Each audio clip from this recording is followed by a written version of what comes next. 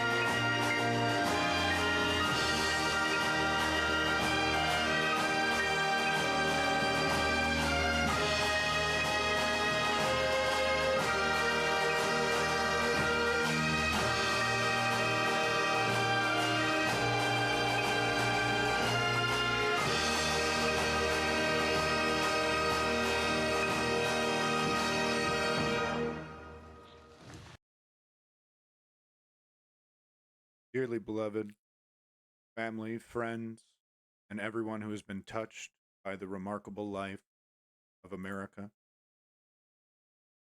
Today, as we gather in this solemn yet reflective moment, I am tasked with the bittersweet honor of paying tribute to America.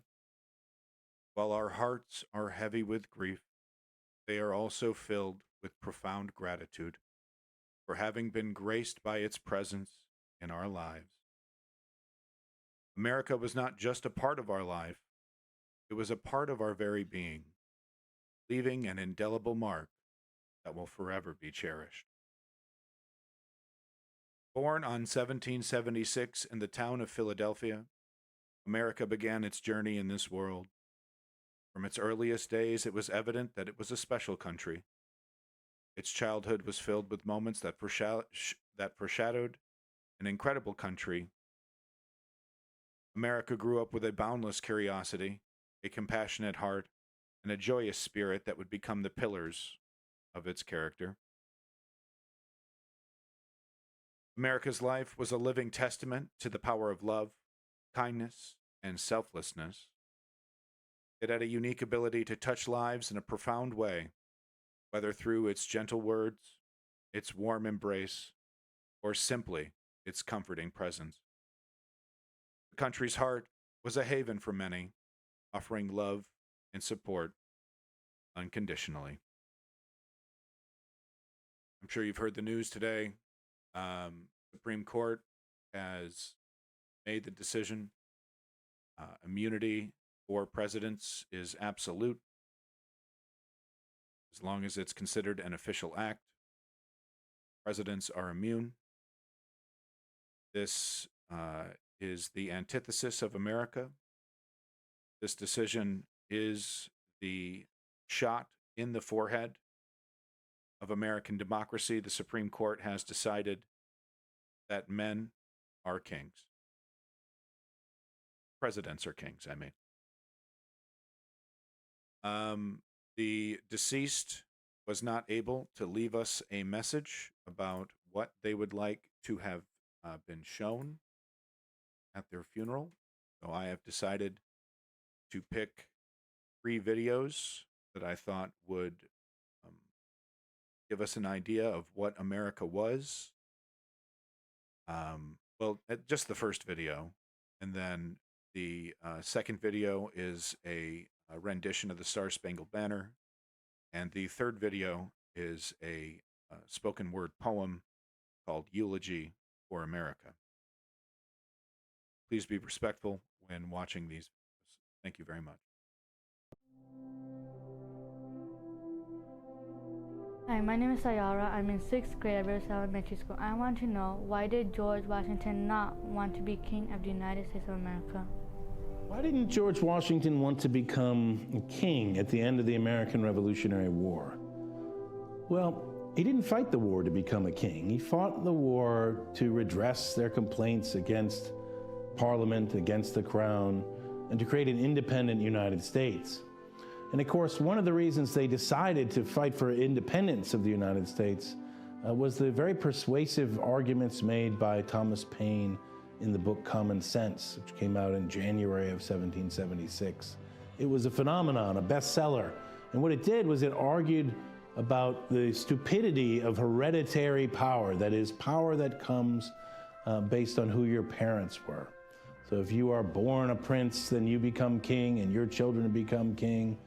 That was seen to be a foolish way to govern a people, that people should be able to choose their leaders and choose the best leaders so that they can govern themselves. And so these ideas were very much a part of why the Americans were fighting for independence to begin with. And so George Washington, at the end of the war, believed in that very much, that it was up to the people to choose how they would rule themselves. And so he, at the end of the war, resigned his commission in the military and returned as a private citizen to George Washington's Mount Vernon.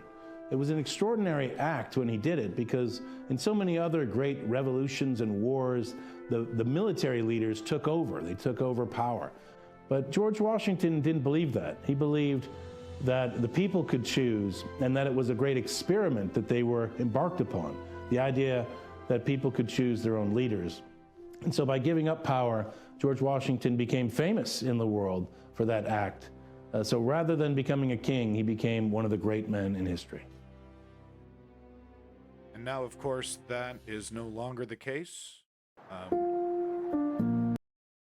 Men are kings now, or presidents are kings, according to the Supreme Court. The tradition started with George Washington has been destroyed.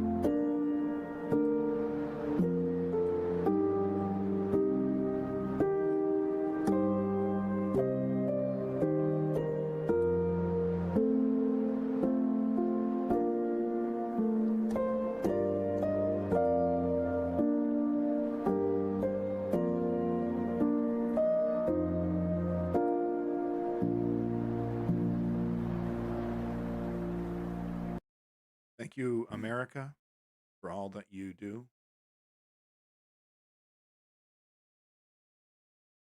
The last bit of the funeral here, and we do have snacks in the lobby.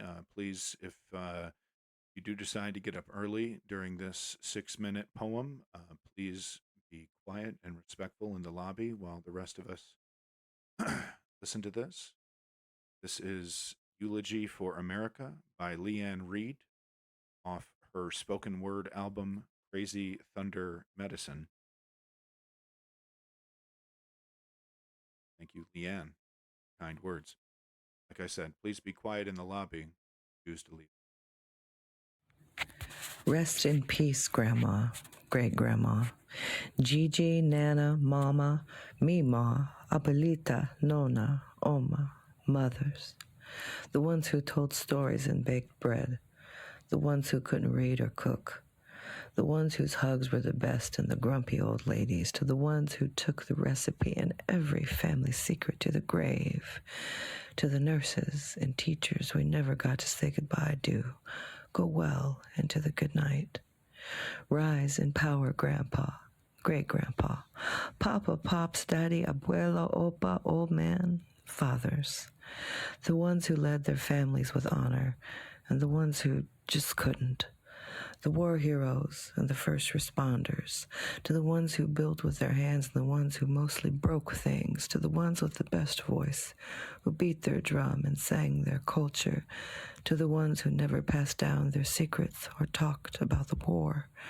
To our protectors and friends, may your work be done. Be at one with the moon, Auntie, Tia, sister, friend, the quiet one who made the best potato salad, the loud one who danced the best, the one with the style and makeup but was always humble about it, the TV star, the one you could always trust or could trust to never trust, the troublemakers, the wine drinkers, teetotalers, spinsters, and gardeners, the ones you couldn't quit to save their life. The one who could recite the entire family history, but no one really cared. So many missing and murdered Indigenous women. For everyone who never made it home from their walk, be free now. Dance forever to the beat of your heart.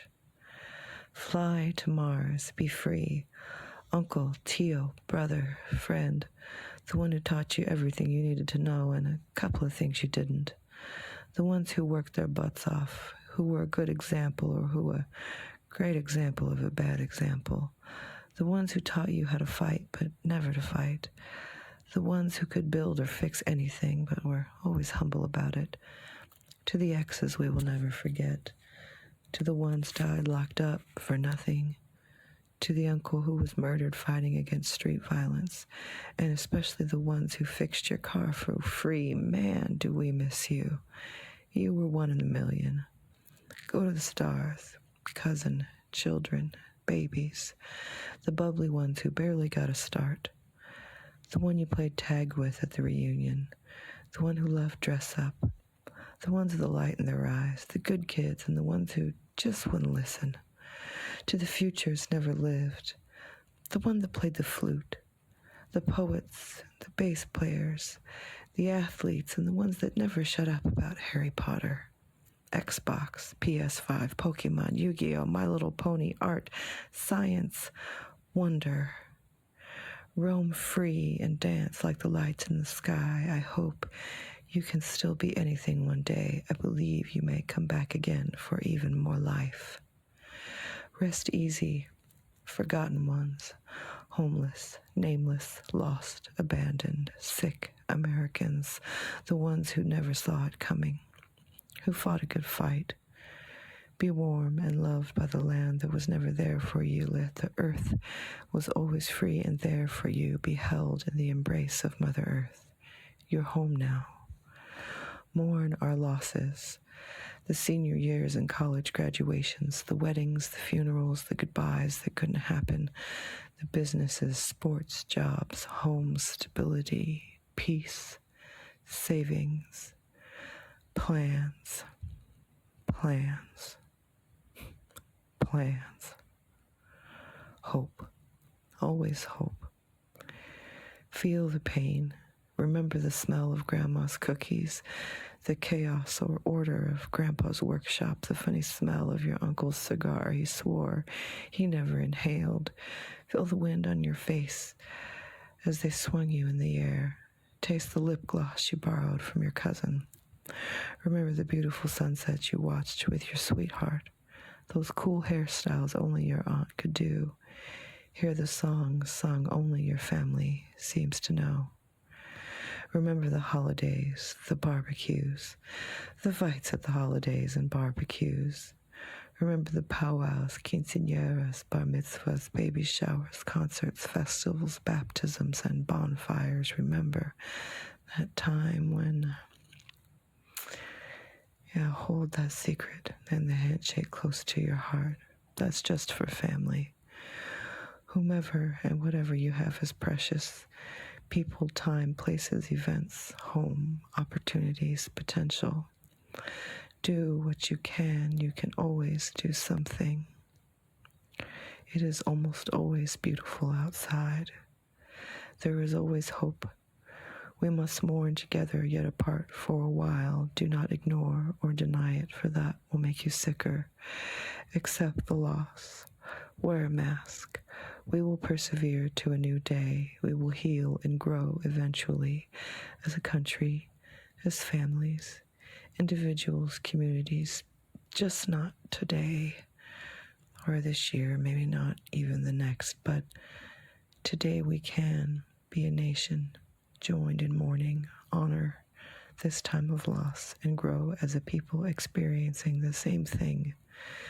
We must always be grateful for what we have and look ever towards building a future for the healing and the processing of all this grief to the hope of a better nation. Thank you very much, Ian Reed, for those beautiful words. That is the end of today's funeral for America. I'm sure America deserves much more, much bigger. Maybe it will get it, but at least for today, at least for now, in this tiny little corner of the internet, we say goodbye to American democracy. We herald the world of American kings. May God help us all.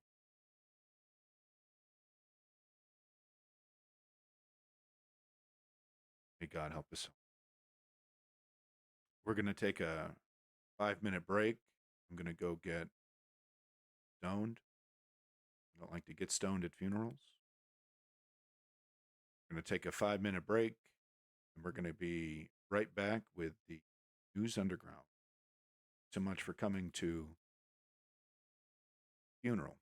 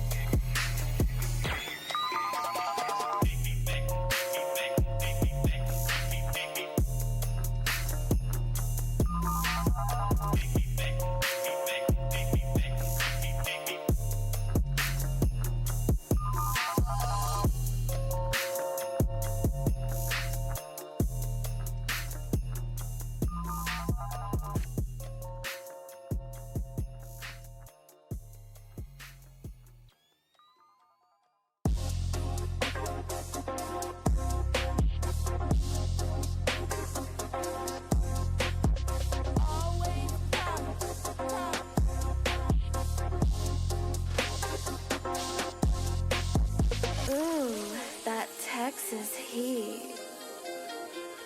It's bucket party time, dude.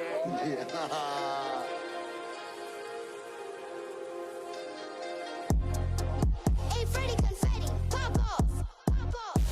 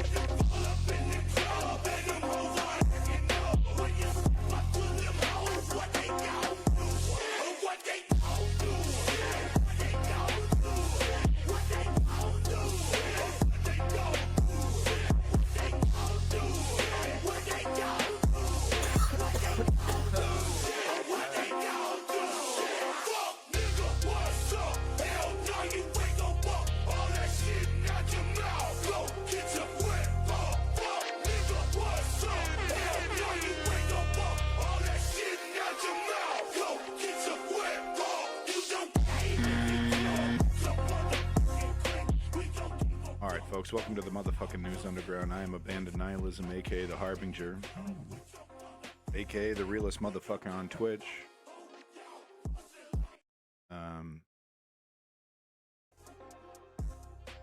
I guess I apologize for the slow start, but I felt it was appropriate to say goodbye. To say goodbye to this country. This will go down in history as the moment that America truly slipped from its democracy without being hyperbolic, being purely clinical, being purely objective, just on a fact-based analysis. This is the moment that American democracy died. The moment that America said presidents are kings, presidents are immune.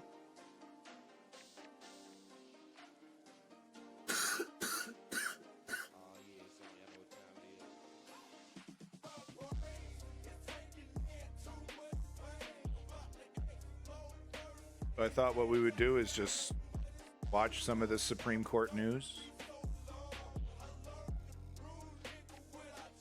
You know, you've heard what I had to say. You understand. I'm not being ironic at all. I know it's comedic in its own way. I acknowledge that, but I'm 100% serious. This is exactly what I was warning about. This is, all the cynics when they talked about Supreme Court and Mitch McConnell packing the courts and, all of the, the Project 2025 stuff and the stuff that Steve Bannon's been talking about and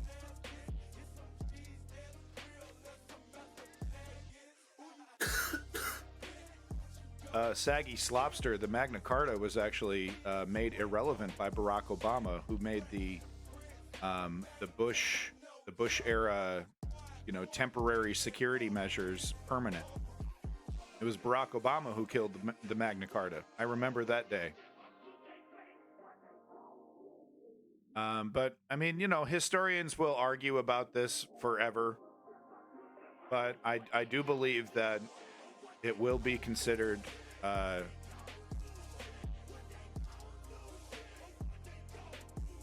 MSNBC spinning this. This is amazing. Wow, I'm sorry I got distracted looking at this. Let me just change this here, but MSNBC. Supreme Court rules Trump is not fully immune. All right, so hey, look, this is a less doomer take. Fox is going bananas. Of course, it's bittersweet. It's great news today. I wanted to be celebrating. Steve Bannon went to jail. Steve fucking Bannon went to jail. Celebrate! Ah, ah. You know, could the Supreme Court wait a fucking day? Shut up, Kim Goblin. What do you want from me? It's literally the end of America. Yes, this is the fucking topic. I'm sorry. Maybe, I don't know. I interpreted that question as like, is this all the news we're covering today? Because I'm such a negative cynic. Please tell me, Kim Goblin, that was not what you were trying to say. You were trying to be like, you know, just inquisitive, wanting to know. I'm just asking. I'm sorry. Sorry. Okay. I'm standing before a corpse that has just been shot to death. Okay? Do you understand the trauma that I'm going through right now? So you're going to have to be patient with me right now.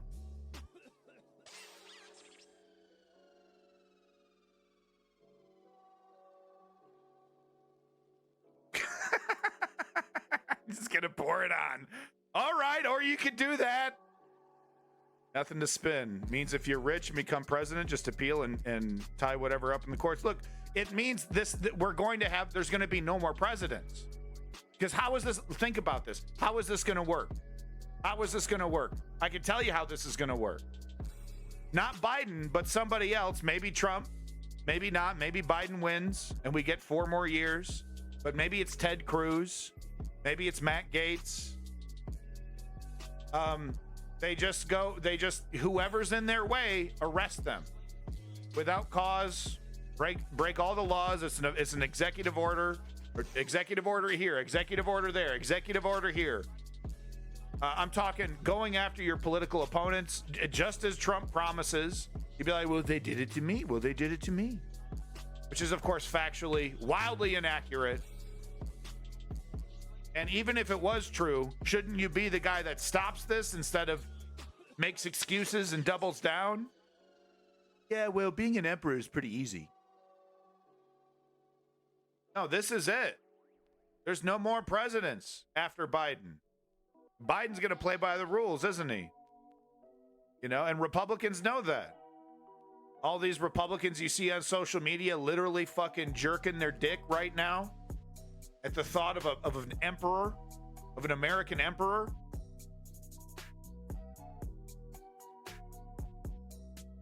They have no idea that they have no idea what they've created, what they've done.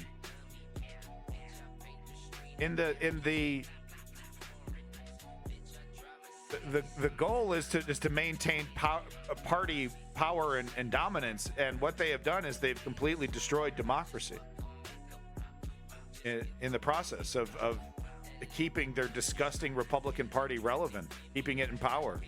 They've sacrificed everything to the party. Everything. Literally. We got Steve Bannon talking. All right, let's change it up a little bit. Let's hear from this fat whiskey-soaked asshole who's on his way to a fucking jail cell. Might be sitting in a jail cell right fucking now.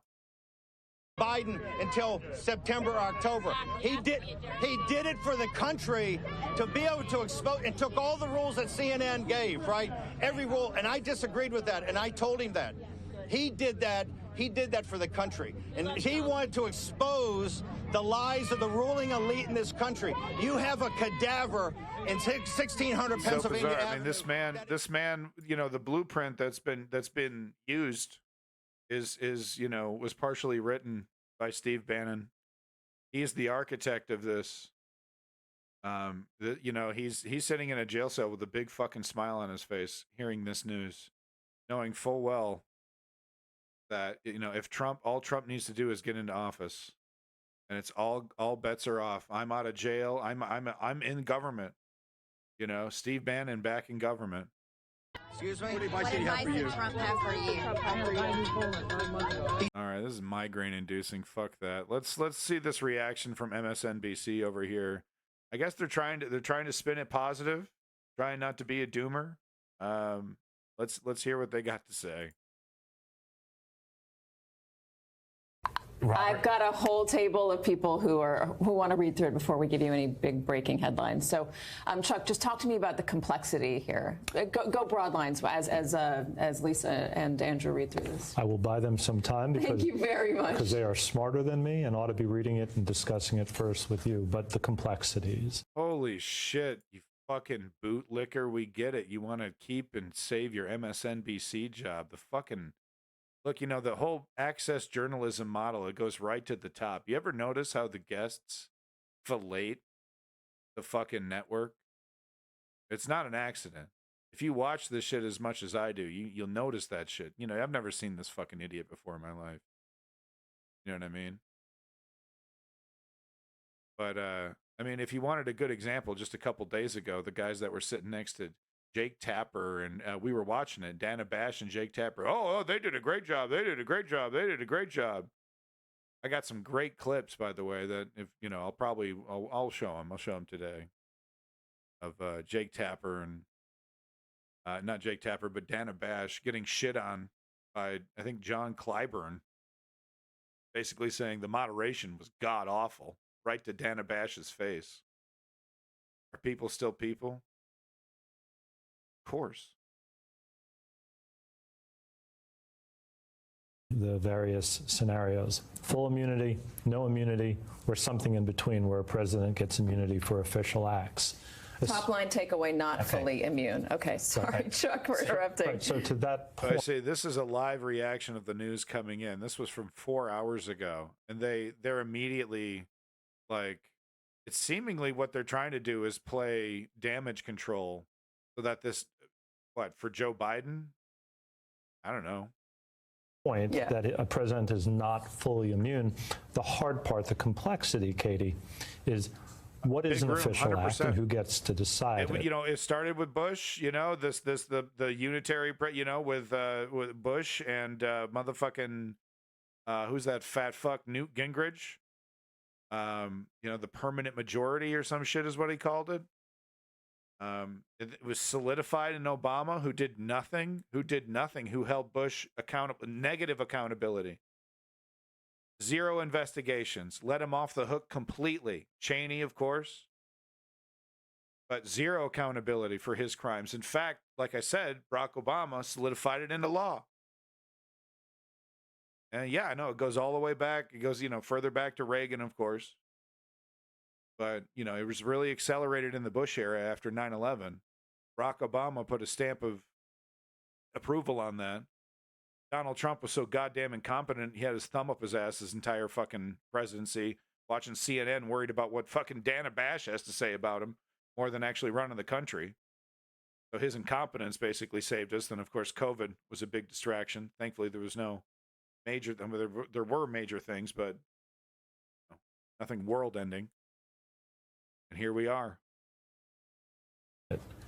That it will be, you know, sort of the devil in the details of this absolute opinion. Immunity for official acts, not absolute immunity for non-official acts. You know that we're getting into breaking news because the background behind us has turned red.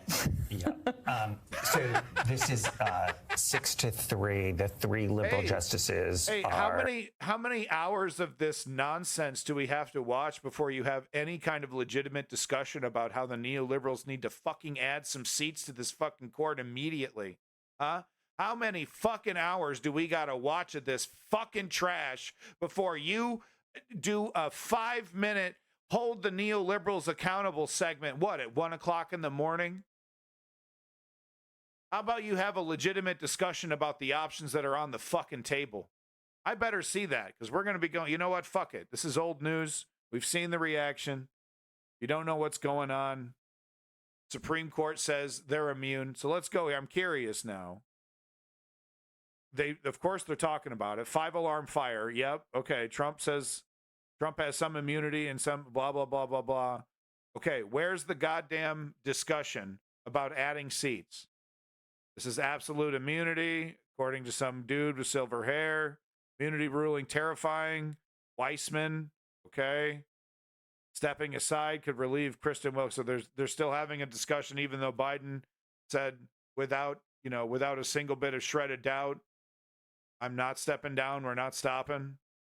So MSNBC still having a fantasy about Gavin Newsom replacing Biden. Supreme Court ruling, massive reverberations. Okay, expands presidential power as we know it. Okay, yep, that's true. No, I thought maybe they're going to say expand Supreme Court. Because remember, folks, there is a process to add more judges to the Supreme Court. You're not allowed to add an even amount. You have to add an odd amount. And the argument is that they should add 3 people. They need to do this immediately. Then they need to then immediately shop around for a civil rights or, some kind of case that they can find a democracy-friendly judge to send it to the fucking Supreme Court, just as the Republicans do. They shop around for judges. They find conservative partisan judges to send these very specific cases to the Supreme Court so that the Supreme Court can set a new precedent into law. They shop around for them. This is exactly what the neoliberals need to do to literally save democracy.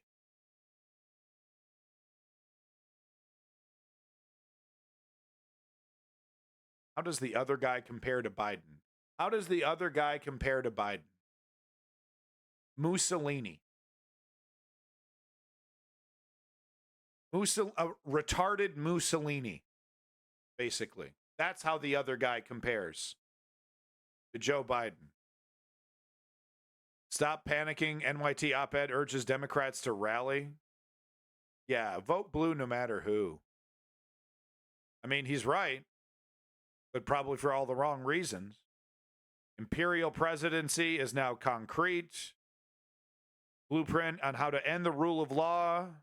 So this is Neil Cattell. I think I did see this clip, and I do think there is a discussion about adding seats at the Supreme Court here. Let's have a peek. Let's bring in Neil Katyal. Neil. Katyal. Yeah, I want to return to this point from the dissents about the impact of this decision today on our democracy. And, in response to Chuck, and Chuck's absolutely right, the majority says there'll be case-by-case hearings to determine whether something is an official act or not.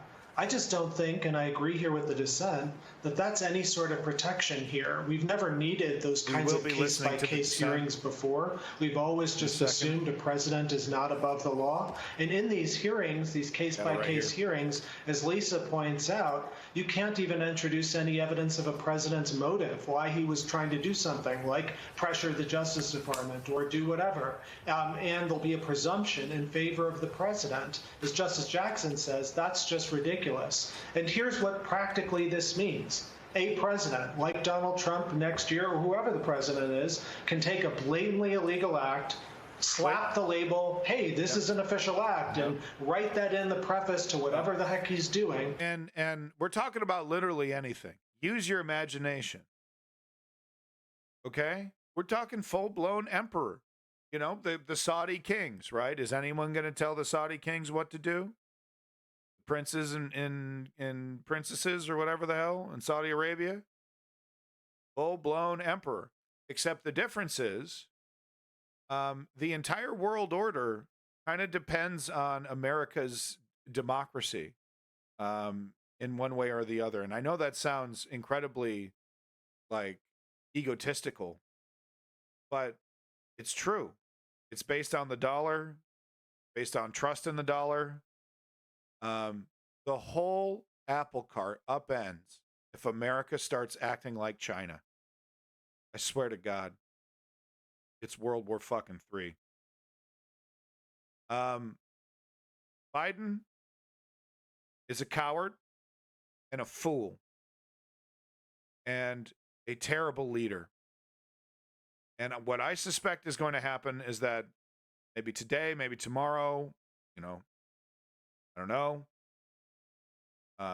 Joe Biden is going to make a speech and make a statement saying, "I'm not going to do anything. I'm gonna pretend like this didn't happen. I'm gonna finish my presidency, and if I get another 4 years, I'm gonna do my presidency completely ignoring this, and I'm not gonna touch it." And I believe him. In reality, I do believe he should do this. In reality, he should show the Republicans exactly what it feels like. He should say, executive order, felons aren't allowed to run for president. Executive order, anybody, January 6th was an attempted coup, and any government official that participated in January 6th needs to be arrested and tried in a court of jail immediately. He could do these things right now, just edicts. And like the executive order system was already really kind of, democratically shaky. But now the gloves are off. I, the President of the United States, want you to die. It's an official act. It'll be my little kangaroo court. We'll have a quick discussion about what is and isn't an official act. Well, did he sign it on a presidential paper? Was that the presidential seal? That was an official executive order? Well, there you go, official act. Bye, Timmy. Shouldn't have talked shit about the president on Twitter, Timmy. No, that's it, dude. Whatever you want, baby. And instantly. It's the kind of like if Donald Trump had this power, during his 4 years, it'd be Emperor Trump. The election would have been canceled by edict. That's it. This is it. The motherfucking nuclear scenario is happening. And Joe Biden, like I said, is a coward. And he's not going to use any of this power that's been given to him. And, in a way, it's admirable, right? Because it's like, no, I'm gonna show that, we can do this without using this power. And then he's going to lose to a Republican after another 4 years, if we're lucky. Because the Republicans are going to go, yeah, you bet I'm going to use that power. I'm going to do that to go after the liberals. I'm going to go after all the brown people. And we're going to do a mass deportation. And we're going to institute a new theocratic rule. That's what it's going to be, baby. Christianity is going to be the national religion. Abortion's going to be banned up and down. Child marriage is going to be legalized nationwide. All the nearly impossible things. Oh, and by the way, if you protest this at all, you are immediately considered an enemy of the state and will be arrested on the spot. Protesting is now illegal, says I, the Emperor of the United States. Sounds hyperbolic, sounds insane. Oh, I can already feel people tuning out and being like, oh, this is ridiculous. Welcome to your motherfucking future, dude. This is the entire point of what I'm doing. This is exactly what I've been warning about. This is it. Without irony, without emotion. And I know I'm coming with a lot of emotion, but if you just coldly analyze it like this fucking nerd in his $1 million sunroom, this is the beginning of a new era. And if you're like, well, what the fuck do I do? What the fuck do I do? It's always been the same solution, and it still is the same solution. It's the 3-step program. It's political activism. Step 1, inform yourself. Step 2, put your name down, sign up to a political organization. And step 3, put in the work. It's always been the answer. It's always the only answer. Even now. It's just now, if we get a Republican in there, we're going to be dying in the streets, man. It's going to be a war. It's going to be a legitimate people versus the President of the United States and whoever's loyal to him.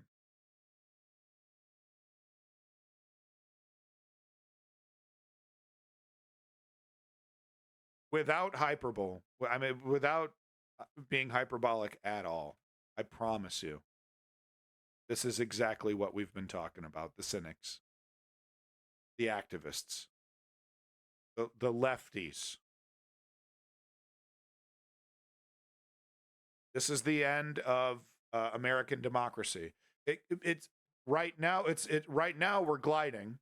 right? But all it takes is one edict after the other, right?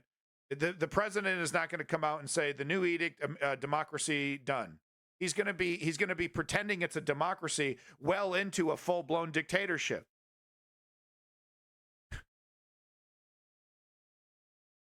And now we're going to have hearings and so on before district judges and then appeals to determine whether it's truly an official act or not. And it'll all take place against the backdrop of this Supreme Court decision, which says when you pressure, if you're the president and you pressure the Justice Department to throw out or to impugn an election results where you obviously have the greatest of personal motives, that's not a personal act, that's an official act. So if that's your standard for what is an official act, much else is going to be official.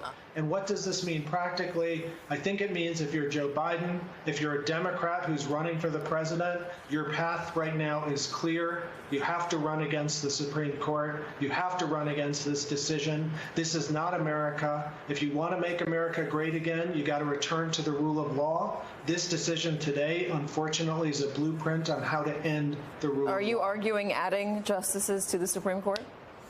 I'm not arguing adding justices. I'm arguing that we need to have justices that are consistent with the rule. And even now, because this guy's a neoliberal bootlicker, he's always towing the line for Joe Biden and the DNC. And even now, because the reason why he says that is because he doesn't know if that's the direction Joe Biden wants to go in. He doesn't know if that's the direction du jour on mainstream media. He's not sure if having that opinion will get him on TV more or less.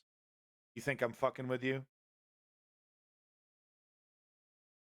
The obvious answer is adding more seats. And this so-called expert over here, cowardly, quietly, calmly, still doesn't recommend using tools that are on the table. Hey, we got a Phillips head screw over here. Can I use the Phillips head screwdriver to fix this screw? No. We need a coalition of people to think about how we're going to fix that screw. We need to come up with a better solution than the Phillips head for your Phillips head screw problem.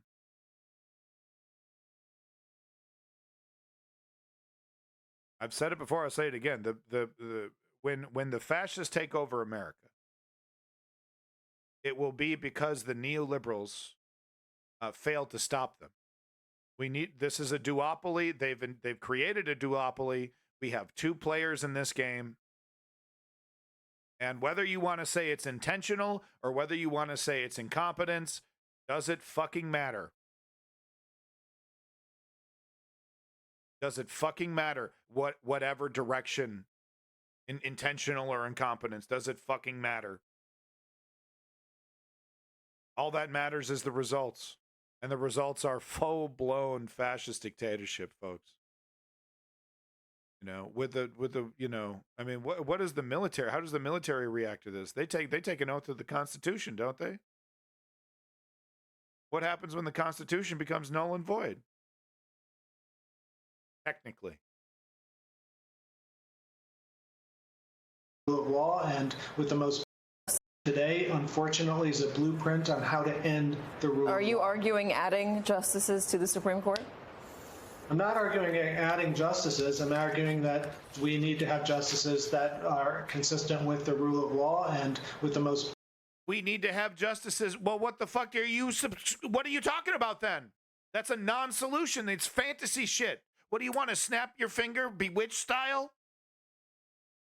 God damn, this fucking guy is supposed to be an expert. Look how much you think he paid for these 3 little jars over here, huh?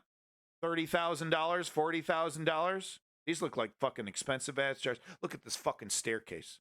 This is his home, right? This is his career. This guy's supposed to be the expert, one of the guys. He's constantly on your screen, constantly on TV. And this is his expertise. These are his suggestions. Still, even now. Justices to the Supreme Court? I'm not arguing adding justices. I'm arguing that we need to have justices that are consistent with the rule of law and with the most basic American tradition of which no person is above the law. And, I think, unfortunately, the dissents are right here in saying this really changes the nature of our entire government and presidency. Neil, but running against the Supreme Court, these are life appointments. So unless a couple of them decide to resign or some appointments, so unless a couple of them...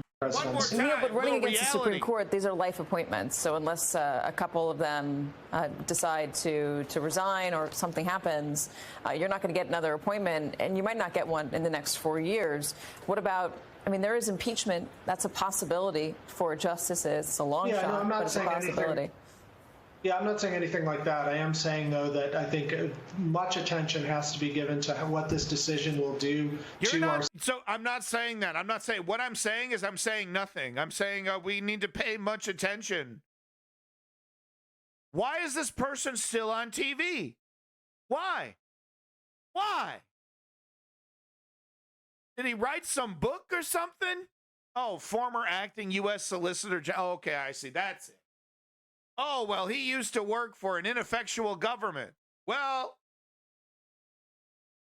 I'm not suggesting, I'm suggesting doing that. That is what he's suggesting. I'm not suggesting anything. I'm suggesting observation. It's a long shot, but it's a possibility. Yeah, I'm not saying anything like that. I am saying, though, that I think much attention has to be given to what this decision will do to our separation of powers, to our rule of law, as well as the decisions from last week in Dobbs and the like. This court now seems pretty out of step with mainstream American society. The idea that a president, as president, could pressure his Justice Department into doing certain things to help him in the election, and to call that absolutely immune, something that can't be looked at by a court, is, I think, constitutionally unfathomable and I don't know why this person's a real on disservice TV. to what the rule of law is about. Interestingly, on the subject of motivation and the question of bribery, that example that was brought up, you have a disagreement from Justice Barrett. Hey, welcome back, everybody. So I wasn't, it was inappropriate for me to interrupt acknowledging the chat during the funeral. But, hello, everybody. Thank you for coming back to the News Underground. Once again, I'd like to say it's the chat that makes the News Underground what it is. It's a privilege. It's not a right to be in this chat. You got to earn your stripes. Everybody that's here, just know that you've earned your fucking stripes. So thank you for being here.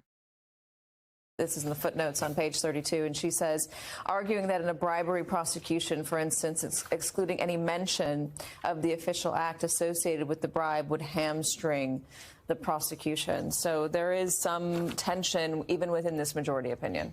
Yeah, this issue of sort of what evidence could come in, and this came up at oral argument. I'm a little surprised that Chief Justice Roberts goes with sort of exclusion here, and he says you can sort of deal with Justice Barrett's concerns about evidence by saying you can sort of work around that problem.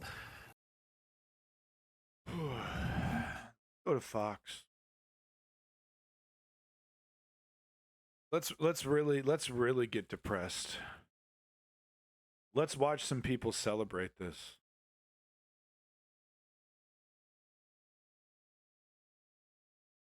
Gutted case? Really? Legal experts conclude major. Okay. Jonathan Turley, Fox News contributor, George Washington University law professor and constitutional law attorney, and Andrew Cherkasky, former federal prosecutor. Welcome to you both. Jonathan, I'll get your top-line thoughts here as this news breaks. I want to read you directly from Justice Sotomayor's, from her decision, her dissent, along with Jackson and Kagan in this case, that if a president, quote, orders the Navy's SEAL Team 6 to assassinate a political rival, immune. Organizes a military coup to hold on to power, immune. Takes a bribe in exchange for a pardon, immune, immune, immune, immune. Were her words in her dissent. Your reaction at this hour? Well, I think the problem with the dissent is that it doesn't show the same vigor in looking at the opposing view. President Obama ordered the killing of an American citizen by simply. We just. What about it? Just immediately. What about it? Immediately feeding this this is, this is why every you try to bring up reality to your uncle. This is, this is the guy he's repeating from. This is the guy he vaguely remembers in between, beer naps on the couch, watching this guy vaguely say something about how it's like, well, what about Obama? What about other presidents who've committed crimes? Shouldn't we give? I mean, there's really a good case to be giving immunity. We can't have a president tied up. We gotta, the only way for America to function is to let a president literally do whatever the hell he wants. And it's funny because he's, Sotomayor is talking about really, crimes, like legitimate crimes that would help nobody. And, he's trying to bring up, this scenario of like the president having to be responsible for killings and crimes in defense of America, which is, of course, we know that that's totally bullshit. But he's just trying to say, oh, well, there's legitimate reasons that our president needs to be king, that our president needs to not be accountable to the law. It's totally ridiculous. But what he's doing is that he's adding a veneer of academic legitimacy to fascist dictatorship. Is what he's doing. Declaring him to be a terrorist without a trial. Clearly, Justice Sotomayor does not appear alarmed about that, and presumably would view that within a core function. So what the majority was trying to do here is to find something in the middle. They did. I believe that sort of immunity has been enshrined. There was a decision by the Supreme Court that says, a sitting president can't be, taken to court for those kind of things until they're a citizen, and then, then they can be held accountable. But that was really always up to the next president, I guess, and the department, the head of, AG, Attorney General, that is chosen. And it's always been kind of a hidden rule that Republicans and Democrats don't hold each other accountable, to each other's crimes. They don't want to be setting precedents that could then be getting themselves or their friends tied up in court, right? So if you go after your opponent for committing a crime, well, you better hope that your party isn't committing that crime. Oh, by the way, Nancy Pelosi is committing a lot of these financial crimes. Oh, we can't go after the Republicans then for those financial crimes. That's been happening for a long time. We saw it with Barack Obama, George Bush.